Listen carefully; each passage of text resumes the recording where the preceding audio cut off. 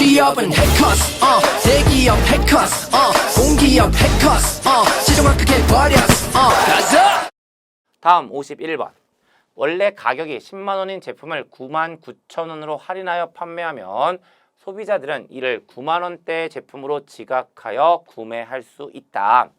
이러한 가격 전략은 1번 관습 가격, 2번 준거 가격, 3번 촉진 가격, 4번 단수 가격, 5번 특별 행사 가격이라고 하고 있고요. 정답은 역시나 단수 가격이 되는 거고, 역시나 좀 더 정확한 구체적인 설명을 좀 드리면 단수 가격이라는 것은 가격을 단수로 결정하는 거예요. 그리고 여기서 이야기하는 단수는 사실 1, 2, 3, 4, 5, 6, 7, 8, 9 전부 다를 의미합니다. 그러니까 0이 아닌 숫자를 의미한다라고 보시면 되거든요.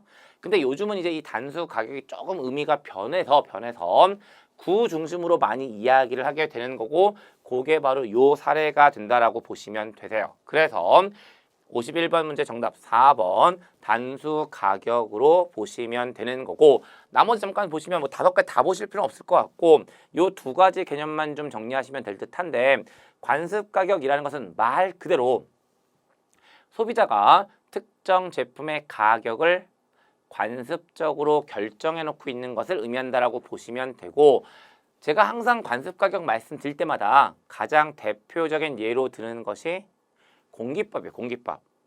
여러분들께서 식당에서 공깃밥 한 그릇을 추가하시면 얼마를 낼까요? 당연히 1,000원이라고 생각하시는 거잖아요. 사실은 누가 1,000원이라고 이야기해 주지 않더라도 습관적으로 관습적으로 1,000원이라고 생각하시는 거고, 그게 바로 관습 가격의 의미가 된다라고 보시면 되세요. 그 다음에 준거 가격이라는 것은 소비자가 제품의 가격을 들으면 싼지 비싼지를 판단하게 될 텐데, 그 판단의 기준이 되는 가격을 의미한다라고 보시면 되는 거고요. 일반적으로 이 준거 가격은 유보 가격과 최저 수용 가격 사이에 존재하게 돼요. 그래서 그 사실까지 말씀드리면서 51번 문제 정답 4번임을 확인합니다. 다음 52번. 존슨의 규칙은 모든 작업이 동일한 순서로 2개의 작업장을 거치는 경우에 최종 작업이 2번째 작업장에서 완료되는 시간, 즉 모든 작업이 끝나는 총 완료 시간이 최소가 되도록 작업 순서를 결정하는 방법이다 라고 이야기하면서, 일단 문제상으로 존슨의 규칙이 뭔지에 대한 개념을 잡아주고 있어요.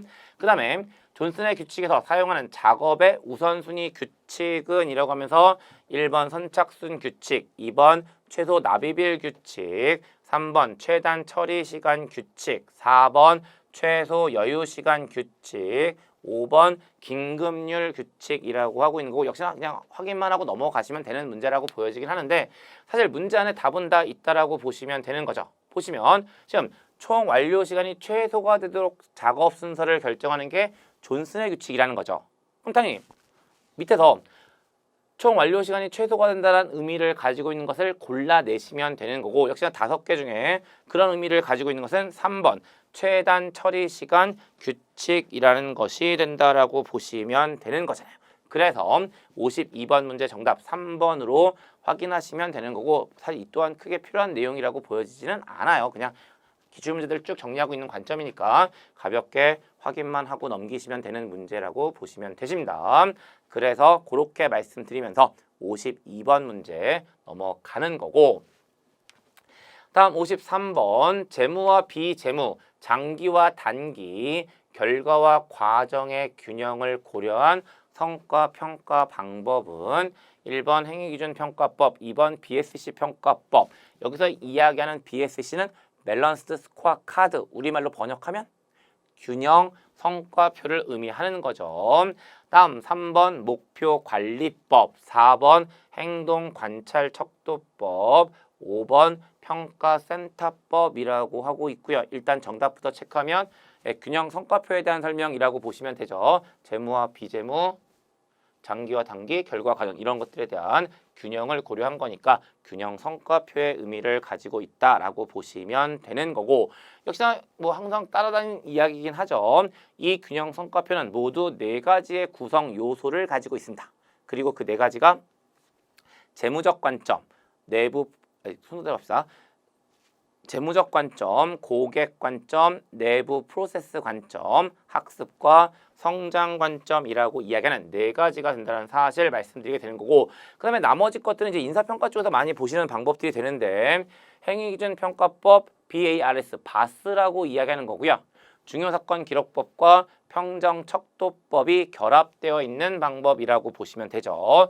다음에 목표관리법, 역시나 MBO라는 것이 인사평가의 방법으로 활용될 수 있는 거기 때문에 들어와 있다라고 보시면 되는 거고요. 그 다음에 행동관찰척도법, 얘는 사실 얘와 관련돼 있죠. 행동기준평가법이라고 하는 것은 행동기대평가법과 행동관찰평가법이라고 이야기하는 두 가지로 나누어지는 거고, 그 행동관찰평가법을 행동관찰척도법이라고 쓰고 있는 거예요.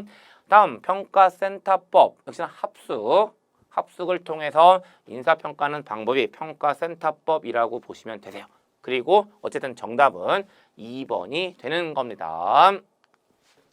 다음 54번, 이 비즈니스와 전자상거래를 수행하는 데 요구되는 보안 요건에 해당되지 않는 것은 이라고 하고 있고요. 1번 무결성, 2번 부인 방지, 3번 확장성, 4번 프라이버시, 5번 인증에 대해서 이야기하는 거고, 역시나 보안과 관련되는 것은요, 확장성은 전혀 상관이 없겠죠. 그래서 54번 문제 정답 3번으로 확인하시면 되세요.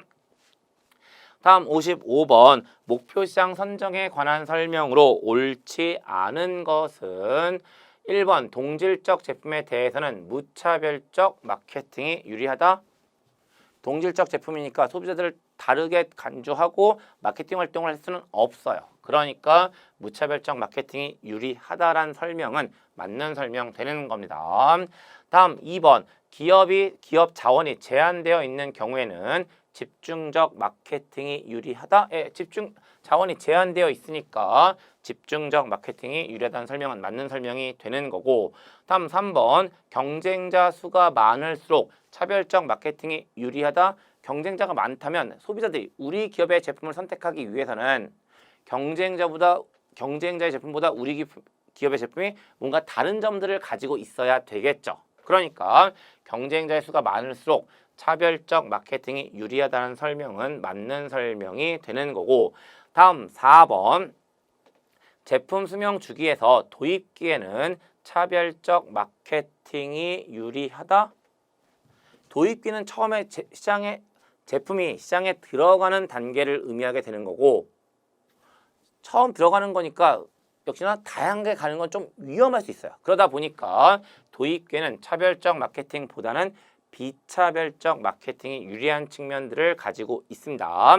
그래서 4번이 옳지 않은 설명 되는 거고, 다음 5번, 소비자들의 욕구가 유사할 경우에는 무차별적 마케팅이 유리하다. 역시나 욕구가 유사하니까, 비슷하니까 동질적 제품과도 관련돼 있을 거고요. 그러니까 무차별 마케팅이 유리하다라는 설명은 맞는 설명이 되는 거죠. 그래서 전체 중에 옳지 않은 설명은 4번이 되는 거고, 따라서 55번 문제 정답 4번으로 확인하시면 돼요. 다음 56번, 주식회사 가맹은 2000X1년 1월 1일 기계장치를 60만 원에 취득하였다. 기계장치의 내용 연수는 3년이고 잔존 가치는 없으며 정액법으로 감가상각한다고 할 때, 정액법이니까 매년 동일한 금액을 감가상각하는 거예요. 주식회사 가맹의 2000X1년도 감가상각비는 단, 주식회사 가맹의 회계 기간은 매년 1월 1일부터 12월 31일까지이다라고 하고 있습니다. 그러면 지금 기계장치를 60만 원에 취득했고요.